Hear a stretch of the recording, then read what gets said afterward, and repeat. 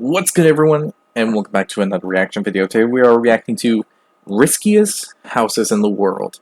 Not to be confused with the reaction video about constructions and or buildings that have been made that were risky.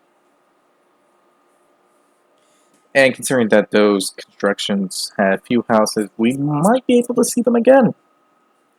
Will they take the gold here? I don't know. I haven't seen this at all, so yeah. Hope you all enjoyed this video. If you did, hit the like button down below, hit the subscribe button, support the channel, support the content provided, and so on and so forth. Hit the notification button, be notified immediately when a new video comes out. If you have any videos you would like to recommend that I should react to, put it down there in the comment section below, and I'll react to it as soon as possible. And finally, the link to this video will be down in the description below. So if you want to see the original video, go ahead and look into that. Other than that, let's start this reaction video. From caves to condos, homes have always been, and always will be, a safe space for us humans to retreat. That said, True. not all houses are exactly fit for the purpose of providing that much-needed safety, security, and comfort. From ones that can't disagree. treacherous heights to ones that are a little too close to sharks and volcanoes. Join me as we check out some of the riskiest houses in the world.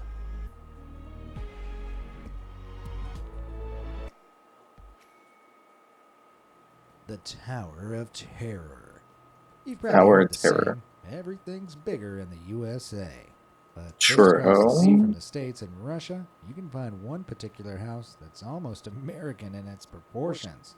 A house, in fact, which was built too big for its own good. Let me explain. That doesn't look Our story stable. begins in Russia, 1992. 1992. That year, businessman Nikolai Petrovich Suchikin began building his entirely wooden home in the city of Arkhangelsk.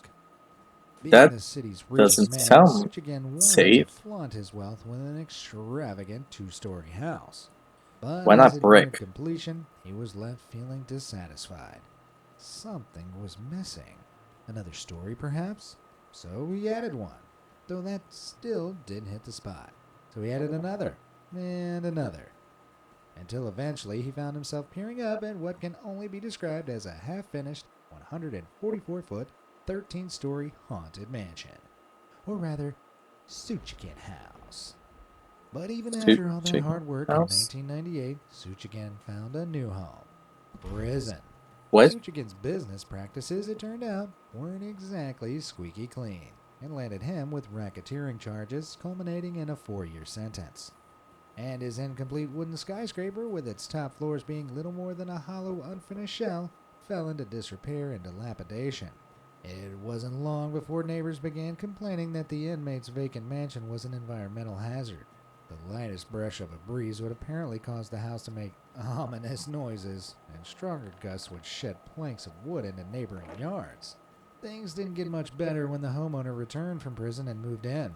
Unfortunately for Suchikin, the law stated that buildings beyond 2 stories required official permission from authorities, which he didn't have. With it being so tall and made of wood, it was also deemed a fire hazard, with authorities Yeah, he probably fearing shouldn't that be in the out event for of a it, fire, it would wipe out or the just rest of like the neighborhood. mixed it with other that, stuff to Suchikin make it was more ordered to remove the legalized. upper floors, and he continued living in what remained until eventually he was ordered to fully demolish the rest of his not-so-humble abode in 2008. Truth is, Suchikin was probably safer back in his jail cell anyway, with the house said Probably. to quiver in the wind and shoddy workmanship evidenced by the fact that chunks of it were regularly falling off. It's not unfathomable to think it may have eventually collapsed altogether like a chocolate radiator, only with much more splinters. I mean, not wrong. Living life on the edge. According What to the recent brain imaging frick? research, living within a close proximity to water might just be what the doctor ordered. What with it being shown to stimulate the brain's feel-good chemicals such as dopamine and oxytocin. This is gonna be bad, is it? Also turns out that life by the tide might just be one of the riskiest places to be. It was June 2022 when the Yellowstone National Park region experienced unprecedented storms. A system of warm and wet air known as an atmospheric river unleashed on Yellowstone, and as you can see, resulted in devastating floods. In all its chaos, houses, Oh, roads, now I and know. bridges were destroyed, and I think I certain keep areas hearing had to about be that, evacuated. those types of And after floods 3 days in of the weathering the storm, in they the woke in the up to news it here a and there. whole lot worse for local Montana couple TJ and Victoria Britton. Their home of Are they on 16 the years news? sat right on the embankment of the Yellowstone River. They In the look midst familiar. of the storm, they began to notice their house was shaking. By the following morning, the river water had reached around 14 feet, and it was rapidly eating away at the embankment, rendering their home more and more unstable.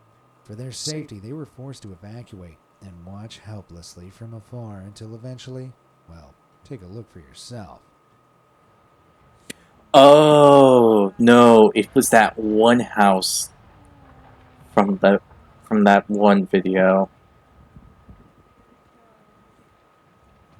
That's why it seemed familiar.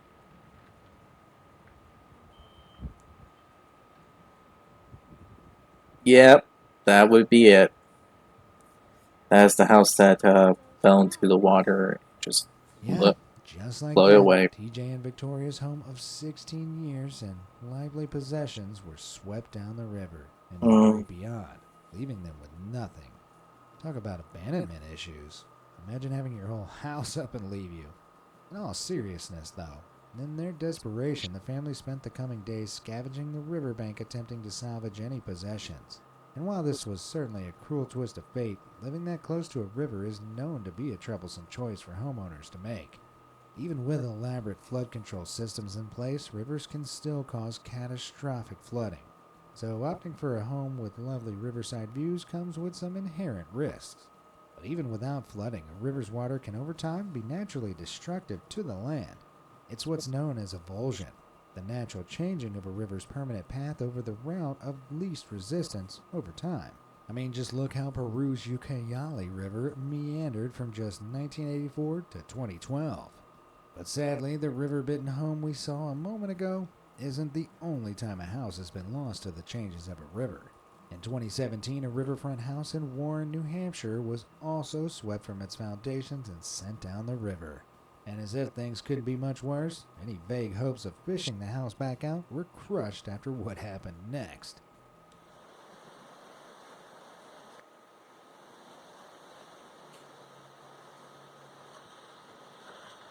Oh,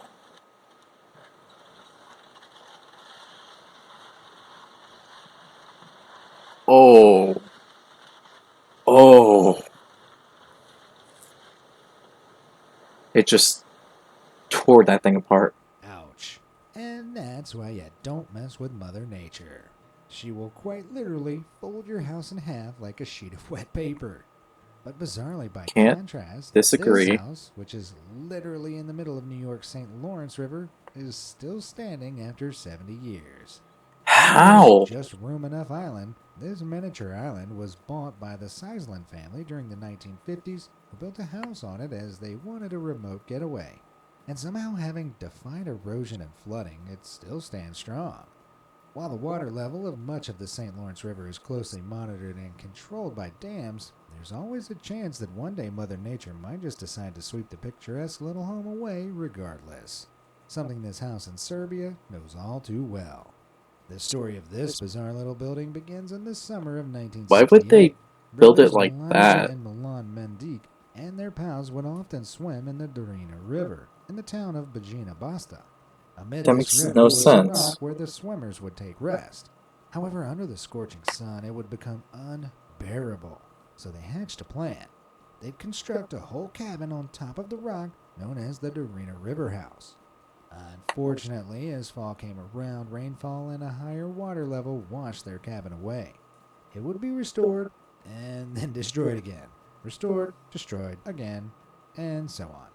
Until 2011, when it was restored for its seventh time and has been standing there strong for the last 11 years.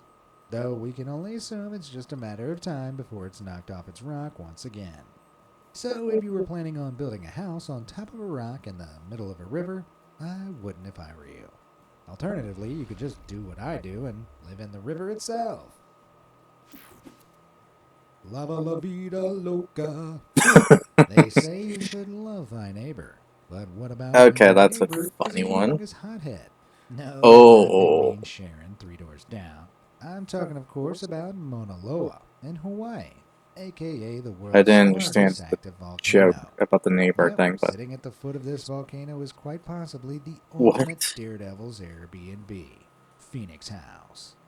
For some Why would someone 700,000 live years now, near a Mauna Loa has volcano? occasionally been spewing lava into the That's like surrounding asking lands. for your house to Some get of Mona's destroyed. heated outbursts have been pretty serious, like an eruption in 1950 that left neighboring villages entirely devastated. But despite knowing that, Will Beilharz, the founder of sustainable tourism company Artistry, still had the boldness to ask, what better place to build a house? And while it's not exactly like the house is surrounded by lava right now, it does sit upon the solidified remains of a previous lava flow.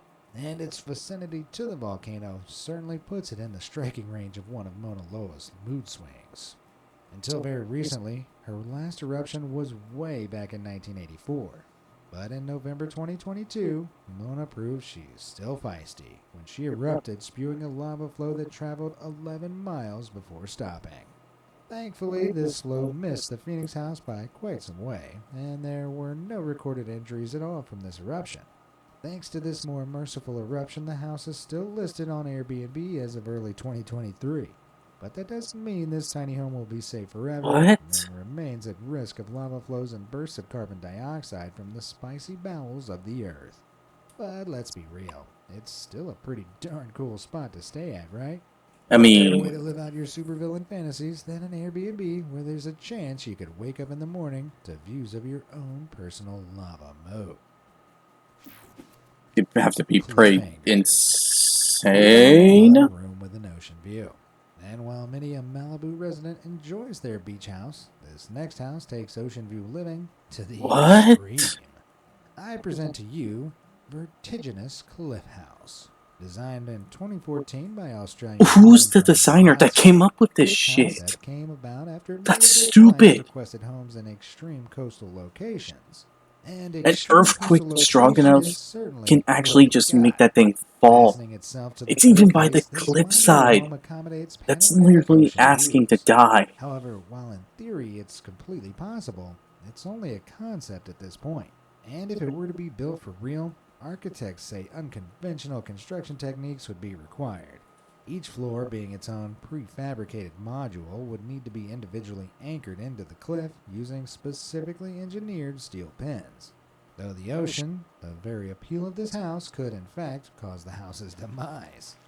On average, rock cliffs recede at around 2 to 7 inches per year due to the erosion caused by the constant battering of the tide and wind. So it's possible that within a few decades, the lower part of the cliff could erode enough to create a structurally unsafe overhang waiting to collapse.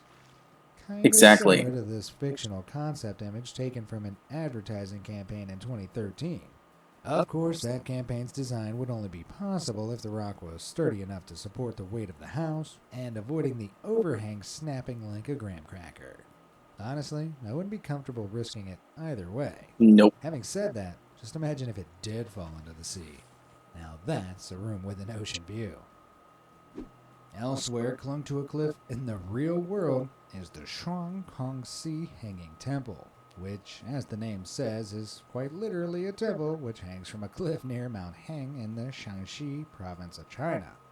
Built in the 8th century, the temple is actually dedicated to 3 religions: 3. Confucianism, Taoism, and Buddhism.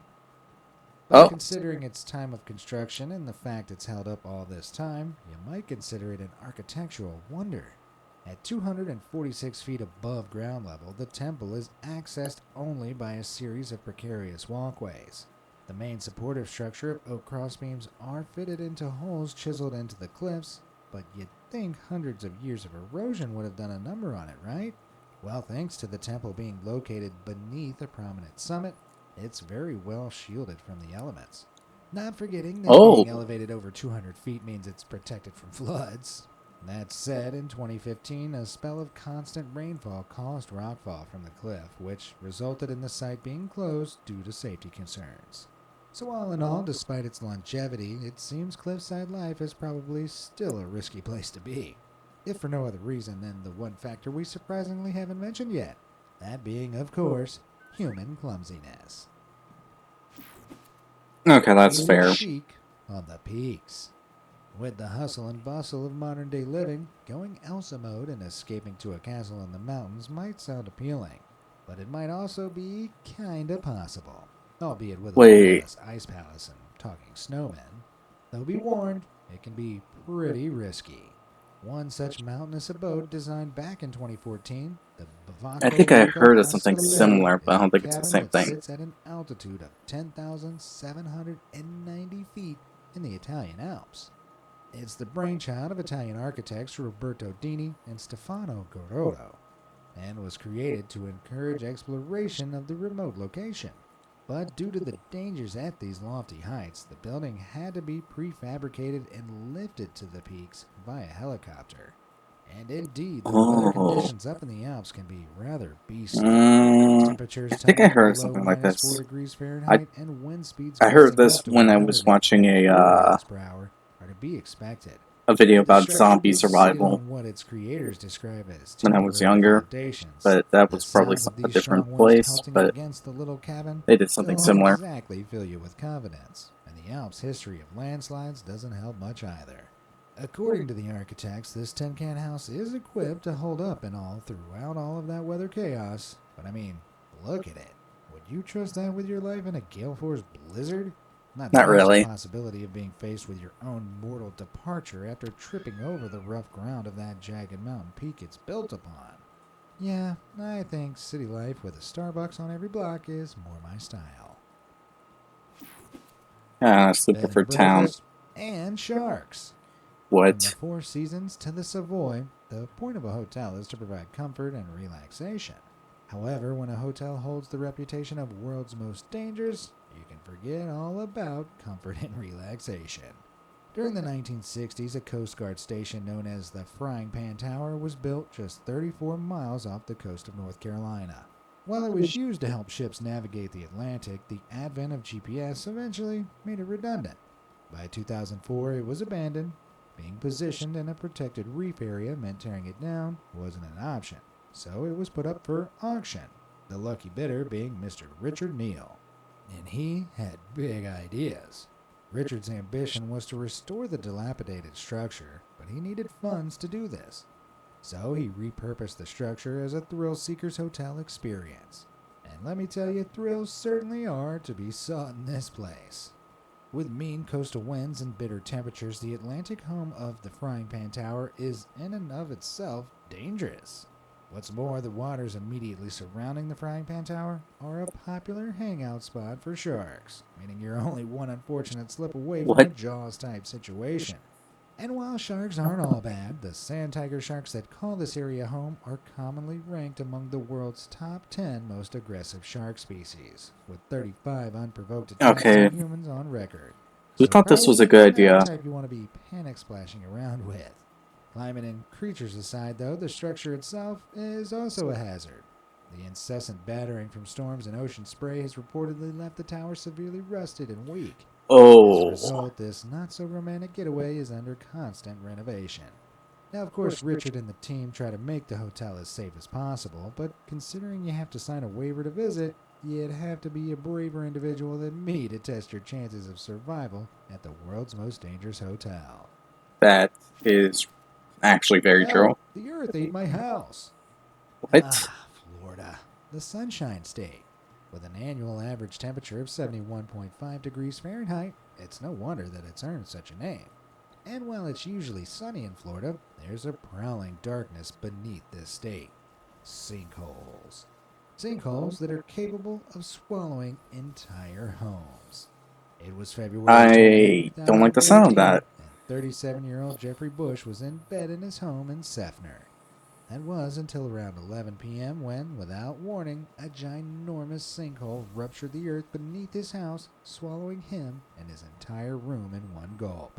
He was never seen again. Similarly, in 2015, 5 homes in a residential area north of What Tampa the were at the heck? mercy of a 225 feet wide, 50 feet deep water-filled sinkhole. Thankfully, no one was injured in that latter incident, but the reality is sinkholes are so prevalent in Florida that home insurance companies are even required to offer catastrophic ground cover collapse. In other words, Okay. sinkhole coverage. Never living in What Florida. exactly causes sinkholes in the first place? Florida is primarily built on limestone, which dissolves relatively Oh. easily in rainwater, especially rainwater that becomes acidic after seeping through topsoil. When the limestone dissolves, it can gradually create an enormous network of underground cavities known as karst. Over time, these caves will collapse, often triggered by the lowering of groundwater levels, resulting in tragic sinkholes, such as the one that claimed Jeffrey Bush's life. The scariest part, however, is that they aren't exactly forecastable, meaning any innocent Floridian could be sat at home right now, perhaps watching this video, totally oblivious to the sinkhole that's about to have them for supper. So it looks like Florida might indeed be an unreasonably dangerous place to live, and not just because of the crazy locals. Top of the Rock. What? Panoramic views of I New York actually, that's City probably might a be bit what more you safe initially than think of when I say Florida. Top of the Rock. However, what I'm actually talking about is Never mind. I Koshki thought Pillar. it was Located in the at a village lower of height. Koshki in western Georgia, Koshki Pillar is perhaps one of the riskiest churches in the world and is reportedly home Wait, to prove me Maxim wrong. Haftaradze, a monk of the Orthodox Church. The mammoth pillar is formed of natural limestone and peaks at 130 feet. But why is there a church at the top? Well, between the 6th and 8th century, the church was built as a place for undisturbed Christian worship and spiritual reflection. You can definitely see how some peaceful solitude could be found up there, if you could calm your nerves, that is. Maxime, the elderly monk residing in the Pillar Top Church, has lived there for more than 20 years and only comes down twice a week to pray at ground level with his followers. Reportedly, he's not bothered by the dizzying heights at which he lives, as he worked as a crane operator before joining the church. Plus, he says he feels closer to God this way. I can see where he's coming from, after all. He's basically in the heavens up there. Even so, accessed only by an iron ladder, the 130-foot climb is not exactly senior citizen friendly, and there's also the risk of erosion to the pillar. As we've already If it was discussed, shorter, limestone, then I which wouldn't. Koshki Pillar is I made would say from, they're can erode better, but relatively easy in that height, rainwater, nope. meaning it's possible one day the pillar will reach breaking point, bringing its solitary resident back to Earth the hard and fast way. Let's hope he's got a parachute close by. Where he passed away before The then. Blown Abode. Ah, Pixar movies. They always have such a way of making the impossible seem completely possible. From a universe of monsters and toys that can talk to an entire house that can travel by balloon. But what if it Yeah, that were was an actually amazing possible? film, but To set sail on a balloon house. Well, weirdly but actually enough, doing it it, actually is. Though it wouldn't be quite as easy as Up's Carl Fredricksen makes it seem. Let's just say you'd need a lot of balloons. But yep, how many? Well, first things first. The reason helium balloons float is that they weigh less and are less dense than the air they displace, which, thanks to the physics of buoyancy, causes them to be subjected to an upward force. This force is sufficient to overcome the downward force of gravity, so they float. To generate enough force to counteract the force of gravity on a house, however, isn't easy. In this hypothetical scenario, let's assume this house is a little one at around 100,000 pounds. A helium balloon experiences an upward buoyant force that can lift roughly 0.067 pounds. To figure ooh, out the that's gonna be amount a of lot. balloons needed, we just have to divide the weight of the house by the upward buoyant force acting on a single balloon. So if we crunch the numbers, carry the one, there we are. To begin lifting the house, you'd need almost 1.5 million balloons. It's one big party. But here's the crazy part. In 2011, National Geographic actually carried out the experiment, and lo and behold, got a house to fly. Well, sort of. You see, they built a small-scale, lightweight house, more akin to the gondola of a hot air balloon. Okay, They also that used makes much sense. larger balloons called weather balloons, each 8 feet tall, specifically designed to deal with high-altitude weather. With Okay, 300 of these, each filled with a whole tank of helium, the house set off on a 1-hour cruise across California's high desert with 2 people inside. Now, before you raid Walmart's party aisle for 1 million balloons, National Geographic's experiment took place in a very controlled and simplified circumstance. The reality of a true. full-fledged balloon house would likely be a lot more deadly. Between airplanes, buildings, bodies of water, a risk of balloons bursting, and the lack of any means of proper steering, It's pretty clear to see why this fun-seeming house situation wouldn't work out very well for us mortals outside the Pixar Exactly. borders. So, is the balloon house from up possible? Theoretically, kinda. Should anyone risk trying it? Absolutely not. I mean, Treehouse it Tea would be House. freaking cool, but In doing Chino, a balloon Nagano, in house is Japan, not sits the a tiny safest thing in the 29 square world. foot treehouse, built for the purpose of sipping tea with a view while perched between two chestnut trees.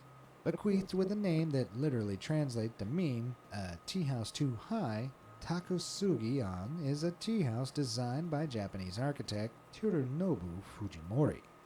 Known for his eccentric design that often uses natural materials and subverts traditional techniques, Takasugi-on Treehouse is no exception.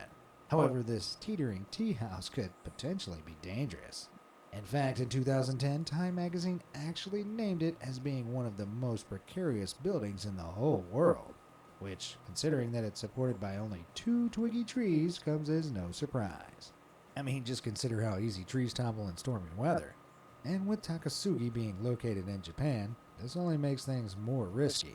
What with Japan being ranked as the 4th country in the world most affected by extreme weather events. Those weather events, of course, include earthquakes that could shake the tea house loose like a bucking bronco, so it could only be a matter of I don't time trust before that. I really Takasugi don't. spills the It tea, just so to speak. gives me a bit of a chill. Similarly sketchy are the tree houses of the Korowai tribe in New Guinea, with these homes being made mostly from branches and towering up to 114 feet in the air. It seems even a hint of storm could destroy these homes.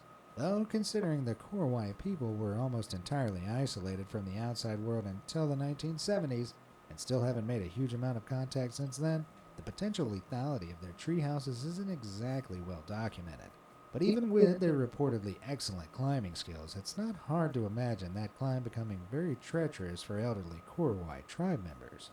I mean, I don't see any sign of the kind of machine my grandma needs to get up her house's stairs, do you? And that, I'm afraid, is all we have time for today. Let me know in the Yeah, that's comments a which bit house you guys crazy to seem see the how most these risky to houses stay at, and are I'll catch like. you in the next one. Holy shiza.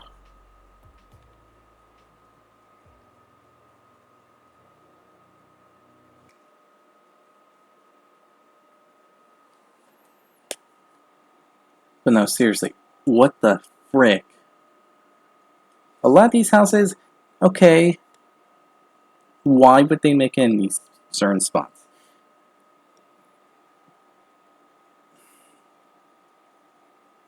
The volcano one, oh cool, it's something only someone that's crazy enough will do. But this house idea, hanging off the side of a cliff above water, this this one with the sharks, Florida, this thing where they decided to go into a high state, like rock cliff hybrid thing. Even this one in Japan, they're all freaking insane. They're just too outrageous to ignore because of how they're put up. One uses trees to be held up. Another wants to use a cliff. One decides to use a rock slash cliff like thing. I don't even know how to describe it. I forgot the word he used. And decided to plant their house on top.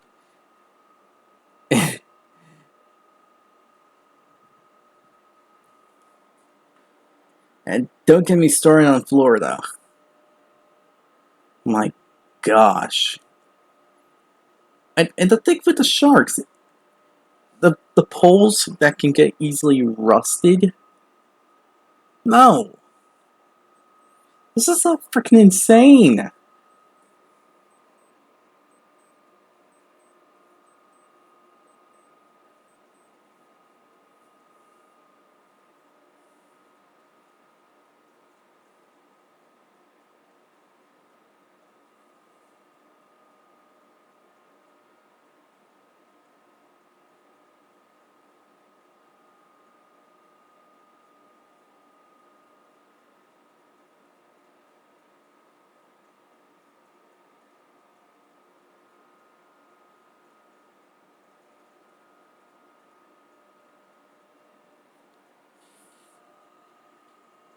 Okay, so this one, within time, people will have to realize something's wrong and have to take care of this idea.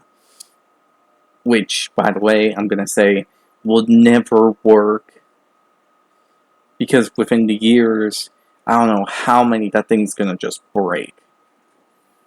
So, yeah, I can't even decide which one's worse. Actually, it might have to be the shark one. No, Florida seems pretty bad too. No, they're all pretty bad. They're really bad, and it's horrifying because it means that in one case, bam, they can all fall, break, get destroyed, and whatnot. And that's the horrifying truth. These people are freaking insane to do stuff like this. It boggles my mind to hear these facts. They're like so dumb that I am gonna freaking lose it. Like, what the shit? What the shit, everyone? My god.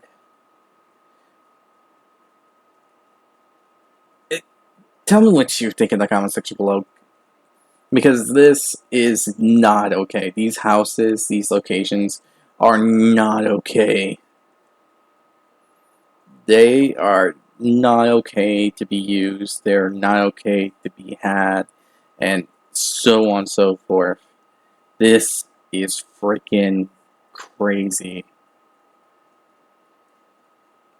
And I don't approve of these houses. They are crazy enough to even come up with these ideas.